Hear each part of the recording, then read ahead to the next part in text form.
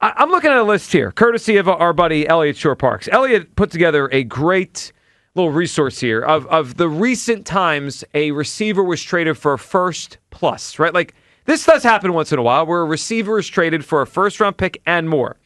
It is very rare, though, and when it happens, they're almost always younger than A.J. Brown. Let me give you some examples. Brandon Cooks, way back in the day, traded for a first plus. He was 24. He was 25. Amari Cooper traded at the age of 24 for a first plus back in the day to the Dallas Cowboys. Odell Beckham was 27 years old. Stephon Diggs, 27 years old. A.J. Brown the first time when he came from the Titans to the Eagles was 25 years old. Tyreek Hill, who at that point may have been the best receiver in the NFL, was traded for a first, a second, and 2 fourths and a sixth way back in the day in 2022. So I'm looking now.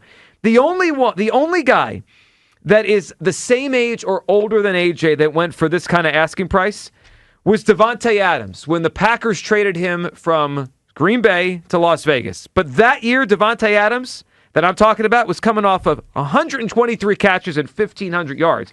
I understand setting a price high, but there's no precedent for this at a player his age, his salary, coming off of a good but not great year. We're not getting a first or second round pick. But there was also no precedent to sign 2 wide receivers to lucrative contracts and how he did that. Yeah, so, but that was their decision. No, I understand that. But what I'm saying is Howie's always been innovative when it comes to stuff like this. So I'm anticipating or expecting him to do the same thing in this situation. Feels stubborn. Well, it feels to me like you go to the combine and you hear all this talk about a guy that's under contract with you. So why not throw out there the highest dollar amount that you can ask for and then work your way backwards? You don't want to start from the bottom and then try to work your way up. Like, throw it out there. The Patriots have made it known that they want him. You asked for a first-round draft pick and a second. They went out there, and they're the ones that told the story that they're unrealistic. You're unrealistic about your they're negotiating in public. Yeah, you know what I'm saying? So, okay, well, fine. You the one that want him.